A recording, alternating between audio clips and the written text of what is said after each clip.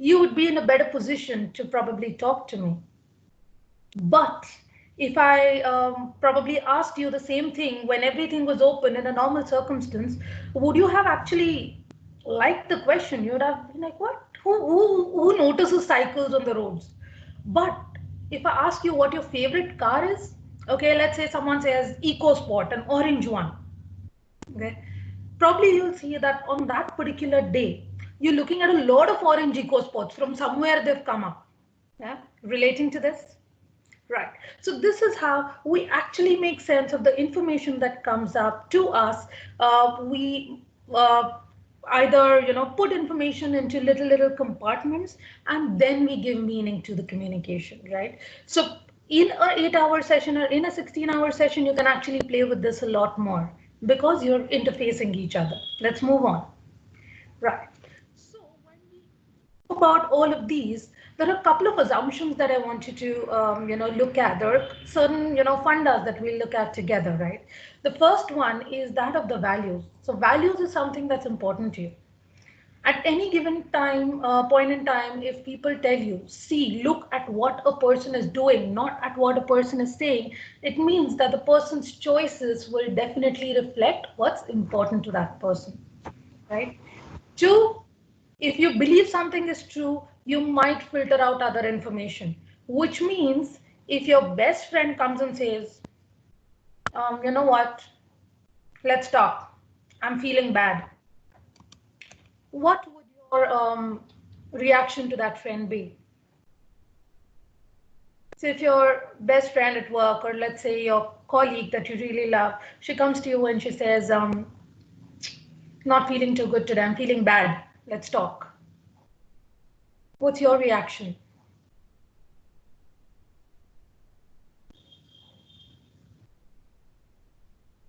Everybody, am I audible to all of you?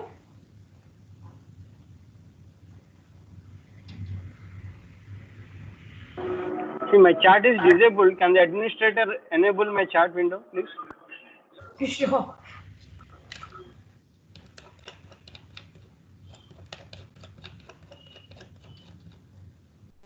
Yeah, same here. Even I have a couple of issues with my chat window going really slow.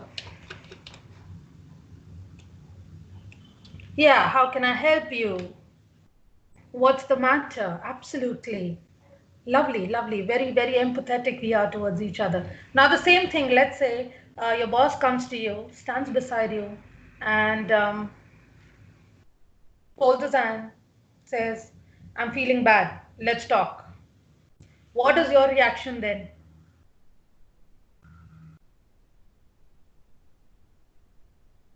So if your boss comes to you, yeah, did I do anything wrong? So even if you didn't do anything wrong, also you'll start counting those things. If other people in your teams have also done something wrong, yeah, you'll start probably counting all of those, papo ka hisab that you have done ever since you probably, joined your job. Or, yeah, okay, sure. Now, who are the people who'll say, okay, sure, or let's go for a coffee? So probably these are the people who've already been talking to their managers and have kept the communication channels open. The rest of us are pretty much in the 90% category when we'll probably say, "Oh, you know what, let me gather myself a little. Yes, absolutely. So someone is talking about a mood. That's also a very important filter, yeah? Absolutely, lovely. Then moving on, this talks about your behavior, your beliefs. So if you compare the two situations, your answers in the two situations, you will realize that whatever you believed, okay, influenced your thoughts, how you felt about a particular situation, and what you did with your body. Good news, you can change. We'll talk about that a little later. For example, you did a presentation, fell flat on the face, didn't like it at all. Would you do a next presentation? Maybe, maybe not. But what are you telling yourself? Are you telling yourself, I'm not a good presenter? Or are you really telling yourself, okay, what is it that I have to change? And basis what your language is that you are using with yourself in your head, you are going to stand like that in front of your audience. You're going to be very strong with your nose up, smiling and say, it's okay, man, we all make mistakes. Or you are going to probably stand in there like as if you've been punished, like a little baby cat in front of people and say, please, I'm going to make a mistake, take care of me. Yeah.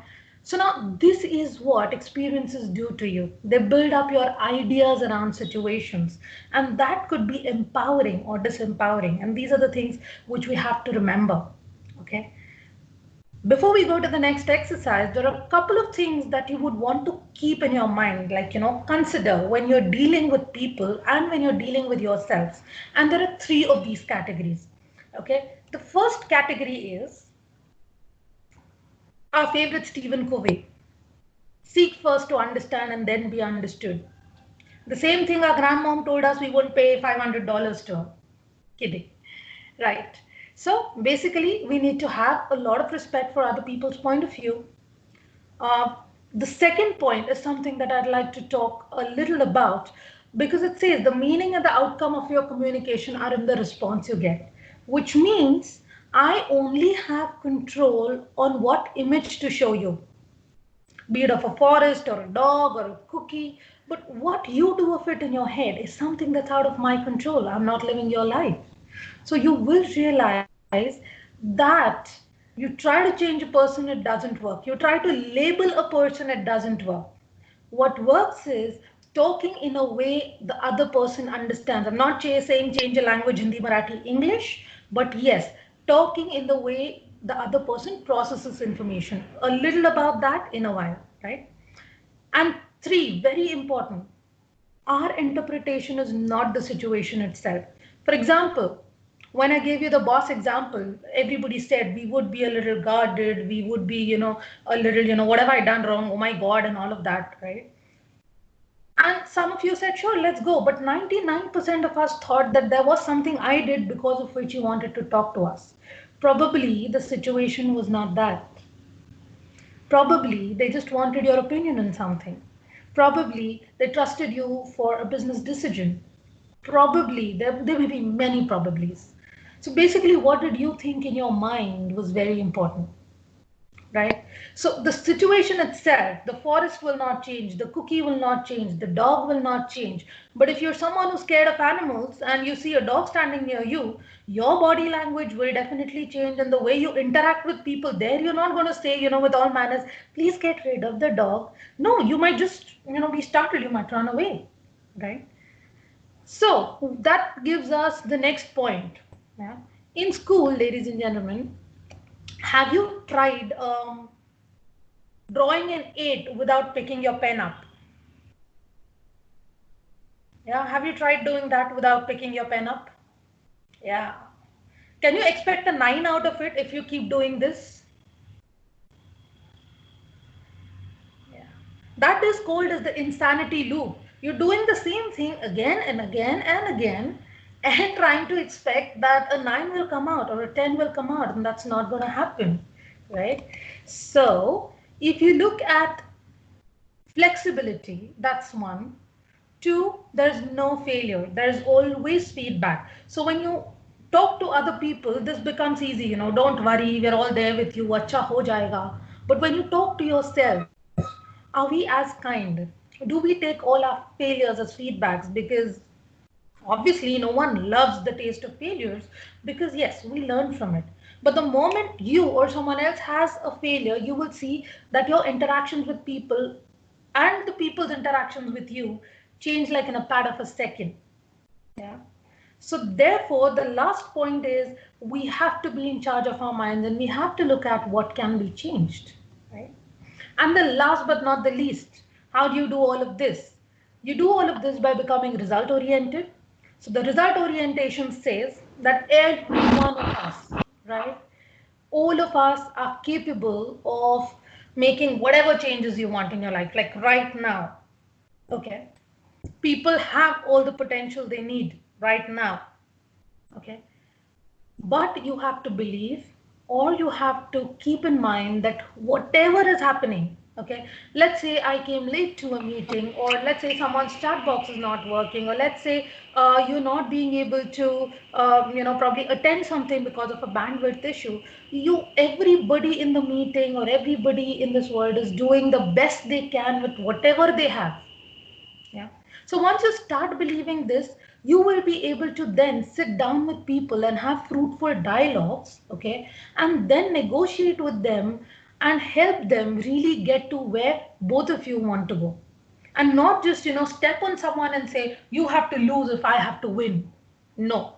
This way, both of you wins, the business wins. Yeah, that's something we need to really, really keep in mind.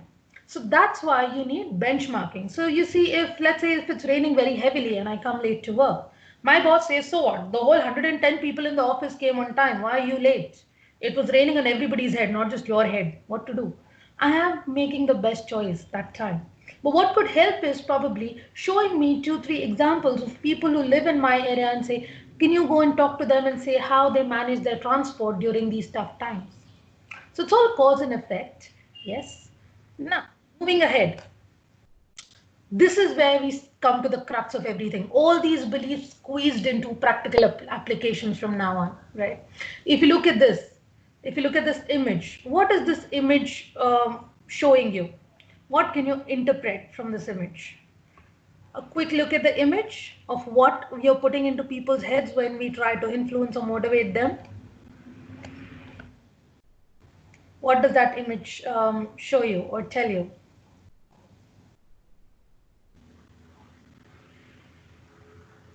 Mind is processing things very fast, yeah. Lots of thoughts popping in. And not only thoughts, it's your emotions and your state of minds also. So with every thought, you're going to be like, huh? Huh? Wow. Oh, I'm not doing that. Yeah, so all of this. So what do you have to pay attention to when you actually have to talk to people about, yeah, questions in mind, lots of questions. There are exclamation marks also if you look at it.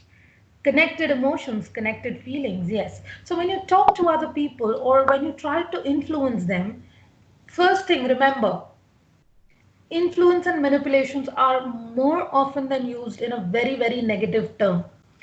Please understand they can be used in a positive term as well, because it is no point in getting people to do what they don't want to do. So now you can use your power, position, pressure, put them, push them to a corner and say, corner them and say, all right, this is what you got to do. You have no choice. Okay. And versus, okay, it's like, someone selling a pen to you in a fair. We've all been there when we were young. And when you come home, that pen just doesn't work.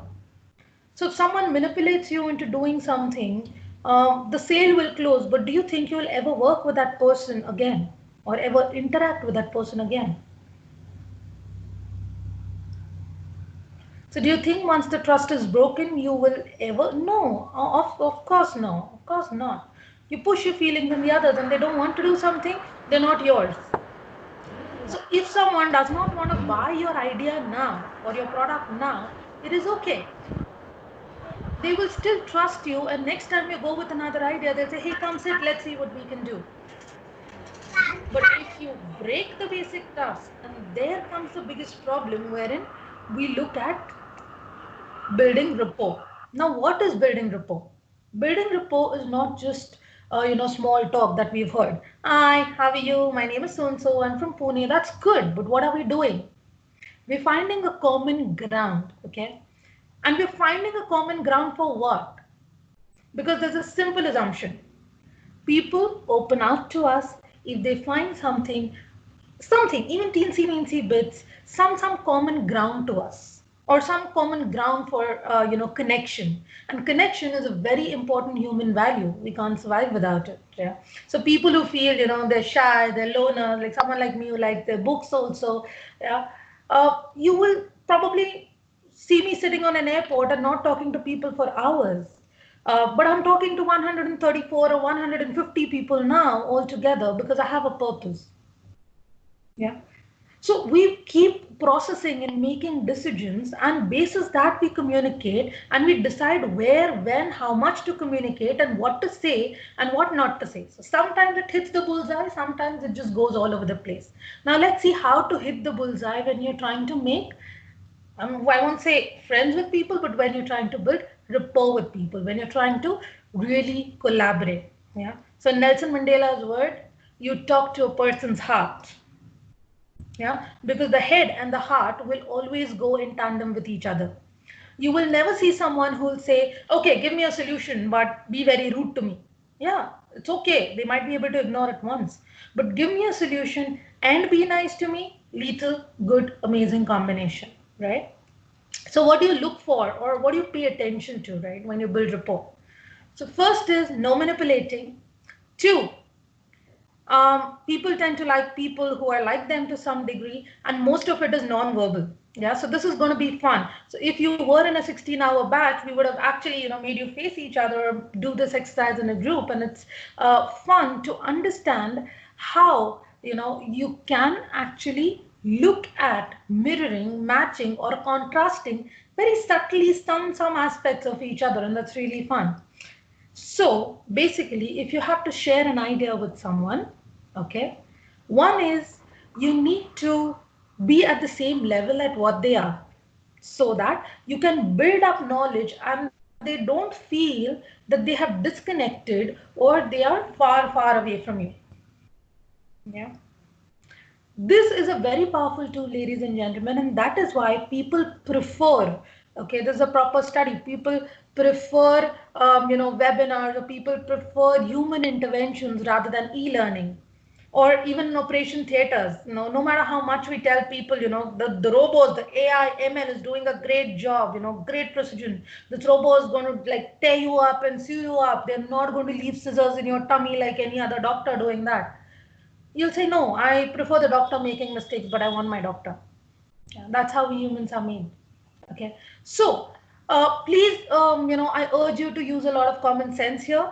But yes, what do you do when I say match or mirror? The words are self-explanatory, which means, pick up little signs and probably imitate, but not too much, or probably contrast one or two elements of other people. So the first one is your physiology. Yeah. So a very simple example I have here is which I have personally experienced. Okay. At one point in time, I was holding an iMac in my hand and wearing a one piece. I went off to the airport, and then someone, the security people, not now, a couple of probably 3 or 4 months back, they checked me as if I was traveling business class. After like say 4 or 5 days of traveling, when I was really tired, done, finished with my training and all, my hair was tied up. Uh, I was in a jeans. I just put in some t-shirt. I was looking decent, but not like business class. Probably I'd look more like a student or something to them. I don't know. But they checked my bag twice, and I told the same people that, hey, I know you. You're the same one who checked me last time. Thank you very much. I'm the same one, and I'm still the same one who understands rules. So the way you look at people, the way you blend in. I'm not saying fit in, but sometimes the way you blend in makes a huge difference. If any of you has ever read Sudha Murthy or listened to her, the things, what do you say, interviews or something, you would know that when she went to the rural people to work for them, initially, in her initial days when she was young, she had to wear a sari because the day she went in jeans, people stopped relating to her. Yeah. Or it's like us saying Hrithik Roshan, six packs abs. Amazing. Some of you say, yeah, even me too, and congratulations. But 90% of the people would say we have different lifestyles, our priorities are different. And ladies and gentlemen, all those rationals are true. They're not false. So you can pick up on little bit of how a person stands. Does a person stand straight? Look at you straight in the eye, smile. So you smile while talking to them. Again, one important aspect of physiology is if someone is, coming up very forcefully on you, yelling, or even if they're not yelling but coming very aggressively at you, okay, when they're talking and saying you have to do this or you have to do that, you can just take a deep breath. Okay, calm your voice down and say things very lovingly but very firmly, in a way in which the person pauses to listen to you. This is called as contrasting, and this is very powerful. Make sure that you use this effectively, not to tease people, but then it becomes very difficult for someone to keep coming forcefully at you or yelling at you if you have taken a deep breath, smile, and ask that person how you can genuinely help that person.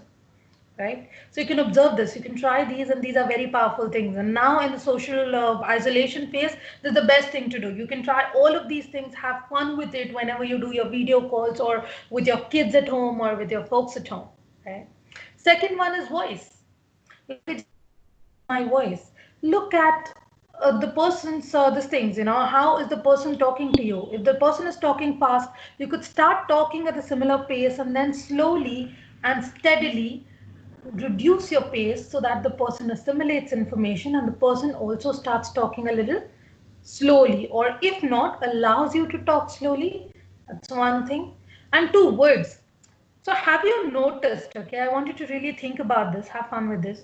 Have you noticed that whoever you are close to recently, or let's say you started interacting with someone recently a lot, do you pick up on their little words? You can type your answers in the chat box. Do you pick up on their little words? Yeah? Like, oh my God, and you say, oh my God, and someone says yes, and you say yes. Yeah. And that's fun. And suddenly, when you come back home, your family looks at you and you say, ah, so you're hanging out with so and so a lot more. Yeah. Yeah. And you go, oops. Yeah. So that's about the words. Next, very, very important, communicating in everybody's languages.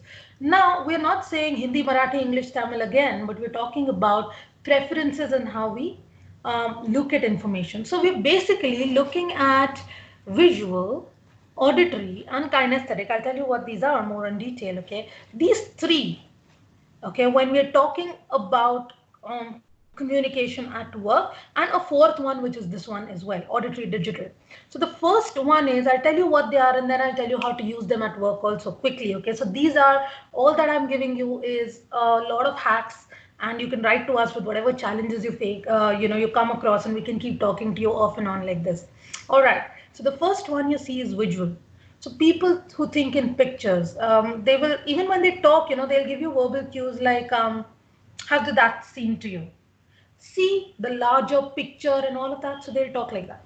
Yeah. So if you have to, talk to these people, you'll have to look at a lot of graphs, charts, a lot of pictures, images, because they'll see things in colors. They'll remember things in colors. If you ask them directions, they'll tell you there is a red board, a green wall, and a something, and then you go right from it. Auditory people, very simple. Does this resonate with you? This rings a bell.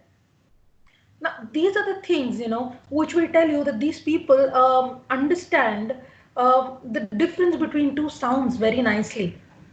For example, if they see factory workers, if I've worked a lot with factory workers as well, these people are not very educated. Some of them are not even graduates, let me tell you. But if a machine's calibration goes out of, sync, there is this worker who's going to come running and he'll say, I don't know what has happened, but this babe is not sounding the way she is every day. And that's really important. Yeah. Or if you sit on your bike every day, not now in the lockdown, I know all of us are craving to do that, but yeah, when you get out of lockdown now, the first time you try to start your bike, some people take pride in the feeling that they understand what the bike says to them, which means they have a very keen auditory sense. So for these people, videos, audiobooks, Audible, Storytel, YouTube, best options to learn something. Okay. And third one, kinesthetic, very, very important. Think, feel, do. These are physiotherapists. These are people who are probably doing tangible things. Now, if you look at design thinking and agile, especially design thinking, okay, design thinking has these tools very, very subtly embedded in it, but very strongly embedded in it, especially if you go to the ideation with the brainstorming mind mapping phase and the prototyping phase, which says, please give a tangible product to your people so that they can operate and see. So if you've never used an iMac in your life and someone says this is the best option for you, you might get irritated because you don't know the buttons of it, no matter how good the product is. Yeah, never felt that? Great. The next one we're going to see in a little bit of detail is the auditory digital. Now, these people are like your accountants, your lawyers. You give them one set of data, They go into their heads, they do some horizon scanning, they look at future, they look at past, they look at present, they come up with these amazing questions, and they process information like the others wouldn't quite necessarily do. So these have a keen sense of looking at probabilities. So you'll have all of these people around you all the time. The gustatory ones are the ones whose, like you see, the tongue, the taste is really good. They can probably, if you missed an ingredient in your favorite cake, they're the ones who will tell you, you know what, this person's cake is not nice. And someone like, someone who's visually strong would say, yeah, right, I didn't even realize. Or someone with the olfactory, people who are in perfumeries, or people who are in, places where they have to use this kind of smell.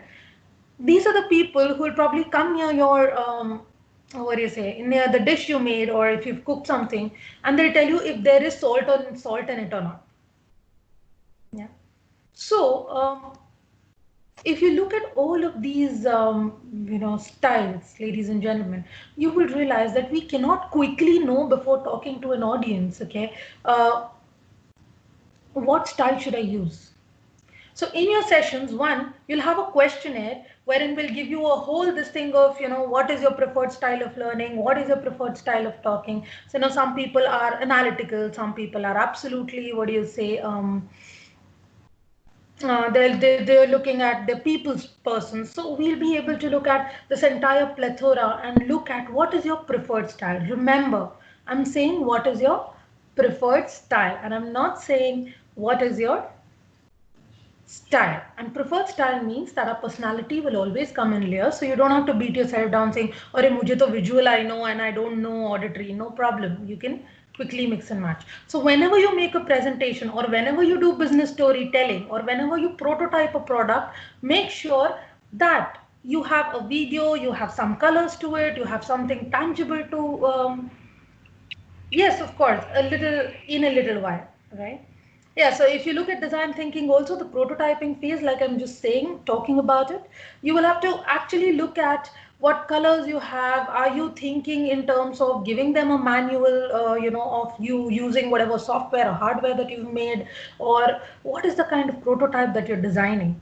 Or even if you have to bring up ideas, you can use a lot of post-its, and like you said, or you can have a big glass wall in your office wherein people put in colored stuff. So as and how people walk across, they retain these images or these stuff in mind. So if you look at things in your office, if you look at the ergonomics in your office also, you'll see some things hanging around, some of your values and organizations things hanging around, and that's for retention, ladies and gentlemen. Yeah, so you can put all of these when you design a product or a service. I'm saying a service as well, because very soon we are also going to talk about service design and how to put these things in a service design. Because if your customer's journey or your customer's story, if you look at it very closely, you will see these things matter, right? So a quiz again, ready? Ready. Everybody at the edge of your seats, a little bit more. So your quiz is very simple. I'm going to give you a statement and you're going to type in the chat box that if you don't use this word, what word will you use? Or what will you say instead? Okay? I say. Okay? The first one, ready? The first one is but. You are a very handsome person, but what happened? Okay, you did a great presentation. However, although, so you psychologically, ladies and gentlemen, made your listener shut the doors. Interesting. Still, instead, these are good words to use. Now, if you look at it, what is it that you shouldn't say and why? So these are just 2 or 3 examples. So the first word is but, because the moment you say but, yes, you actually make the person go into the shell and say, nah, it's not working. But if you say, hey, it was a great presentation, you could have used this instead of this, is a good idea. Absolutely. Let's go to the next word, try. Instead of try. So if there is a deadline, okay, and your boss comes or your colleague comes and says, can you give this thing to me, report to me by 5 o'clock. and the colleague says, I'll try to give it. Do you think it is attempt? Do you think they will give your best? Do you think that's a surety? Do my best? Yeah. See, in all these responses, guys, please think, okay, that you are not reassuring the person. You're actually scaring the person. Maybe try. So the first thing you do is do a very realistic analysis and be really honest to yourself, okay, and get rid of the word try. So here is an exercise. Yes, absolutely. You can be assertive and you can discuss more, possibilities with that person, who's come up to you with that request. Yeah, but never scare people and never scare yourself also. Don't go by the try way and do it for the next 1 week. I'm not saying try eliminating try, but eliminate all the tries, buts, and howevers from your vocabulary and see you having fun with yourself. Lovely. Someone says on it. That's the spirit. Okay, don't. Now this is a very important word. Don't. You might want to, yeah. So if I want to say don't come late, what should I say? So when I say don't, I still am making you think that word late is still there. Absolutely, Poonam. Come on time. Yeah. So if you say don't see a blue tree, did you just see a blue tree in your head? Yeah.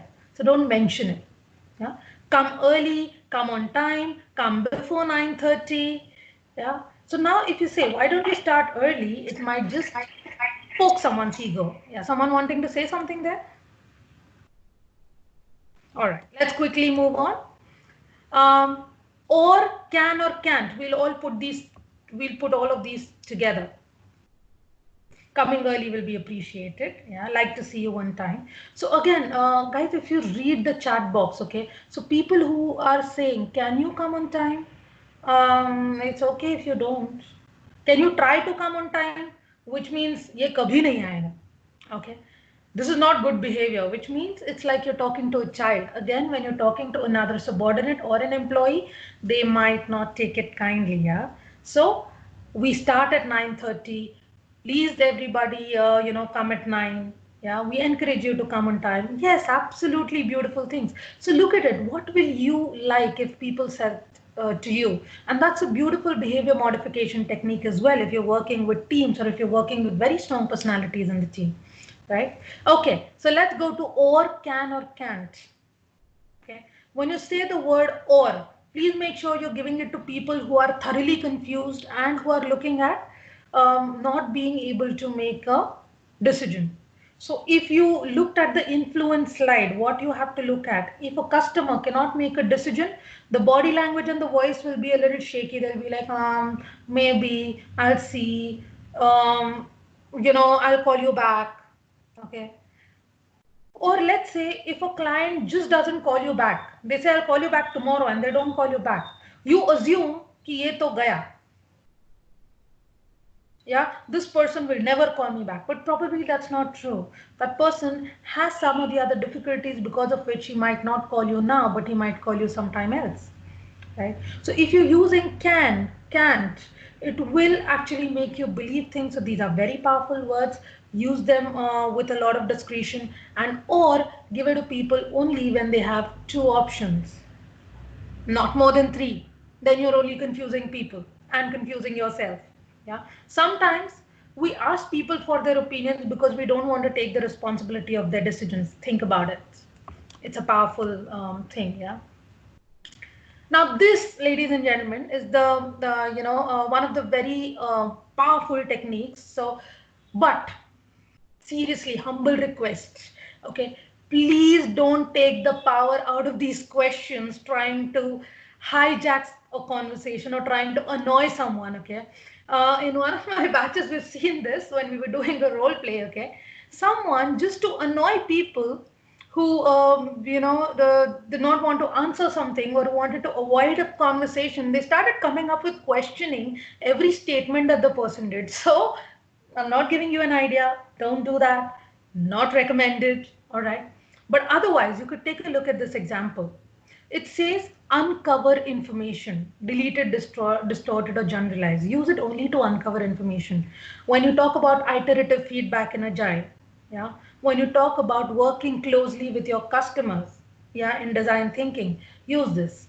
Yeah, it's very important when you can ask the relevant question. Now look at this example, okay, very powerful example. We never buy from new suppliers. What does this mean? At some point in time, he might have shortlisted this one supplier. Okay. Two, we always get 5 quotes. What would happen if you didn't get 5 quotes? What if one day you just got one? What's your backup plan? Especially during this pandemic, you could have seen it, right? So use a lot of counter examples. There was one more quiz, but we're going to skip it for now for the lack of time. But you might look at the statement number 2. That's expensive. So what would be your power questions if someone says that your product or service is expensive? What power questions? What will you tell someone if someone says no, that's expensive?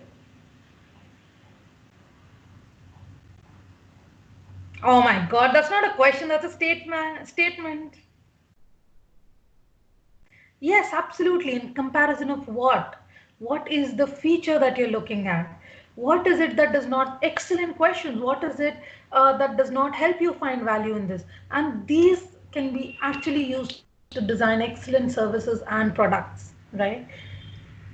What are you comparing with? Beautiful answers, ladies and gentlemen. Wow, very good. I'm so happy to see this. All right, a lot said about business stories, metaphors, and all of that. So I want you to quickly watch this couple of second video, okay? And I want you to think about how will you create a buy-in with your customers. And after this, we move on to the last final closing statements, all right? Yeah. So I'm going to play this. Take a look at this. There goes.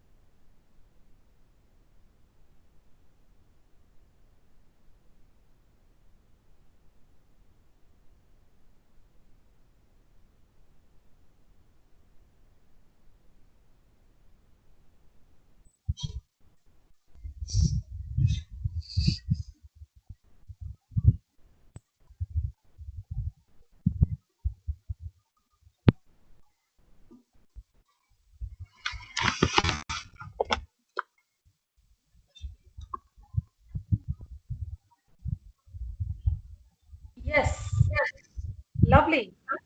So if you have to use this in a business context, how will you use it?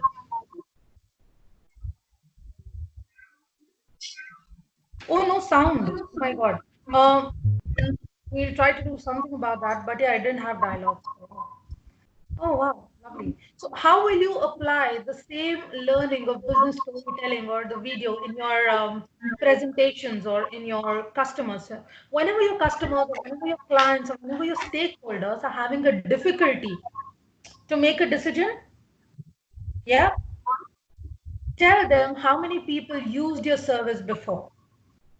Tell them how many people, let's say we are talking about a particular problem that has come up in a business because of the pandemic.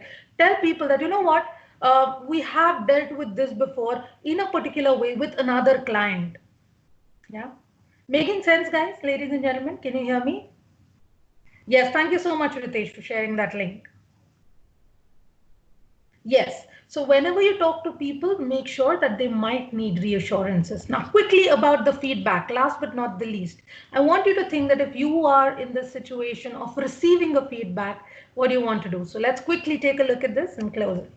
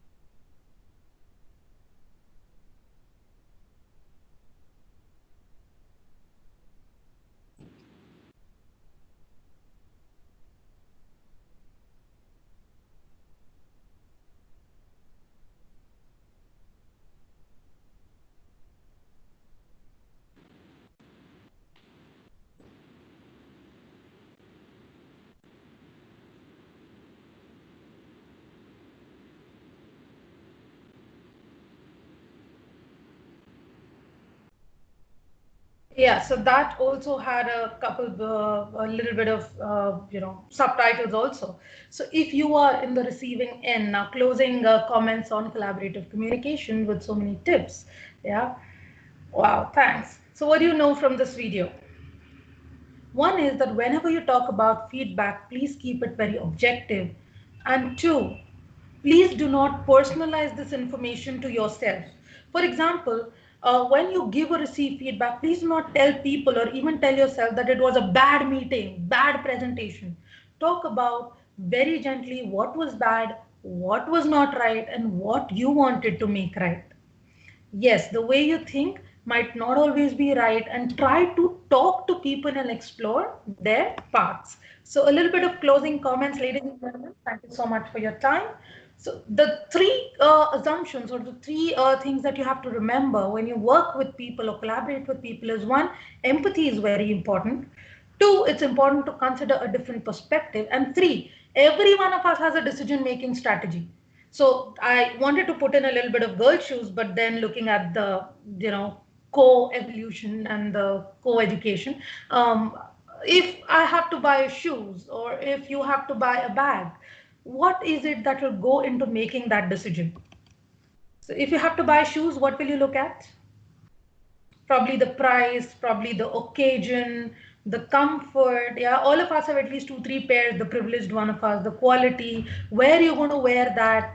Obviously, you're not going to come up with, spending to for a leather shoe in, let's say, a rainy season. Yeah.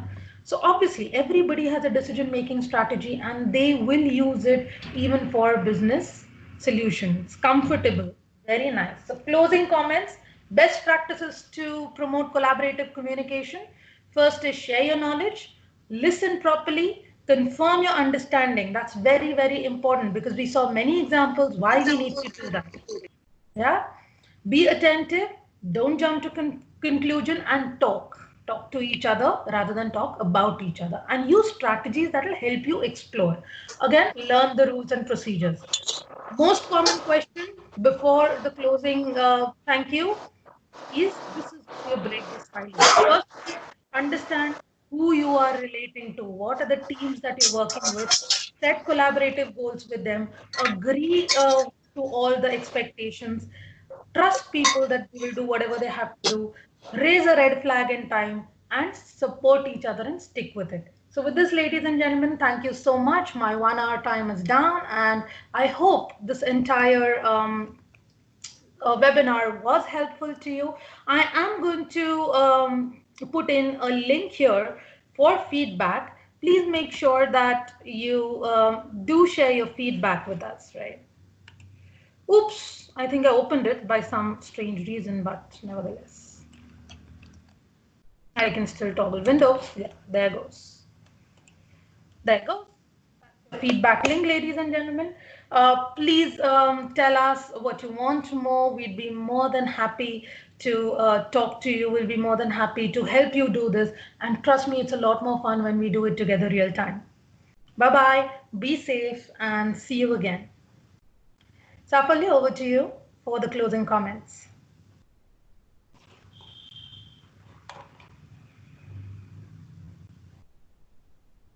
Okay, so there's a question. Why does it always have to be with me? How can we tell each other the same without being rude? See, remember the power questions we did, Ritesh? The power questions. Why me? Maybe some karma problem. But how can I make it better the next time? Change the question and you will change the answers as well that come with it. And the same thing, explore questions with each other. Any more questions? Please feel free. Thank you so much, Parshva. Thanks, Ritesh.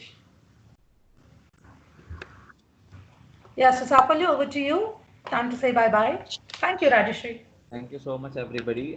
Here, I just wanted to make a few small announcement that we are organizing a project management professional training and certification workshop, which will be in the month of May. It will be on 10th of May, and it will be done by one of the author of PIMBOK.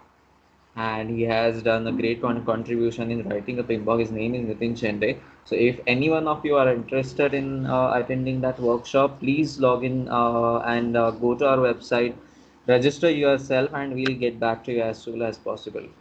So stay tuned with us, and I would ask all of you again to follow all of our social media handles to continuously keep visiting our website to know all the upcoming webinars and upcoming fruitful things for you. So the last but not the least, I would say stay happy, stay safe, and stay home. Thank you so much, everyone. Bye.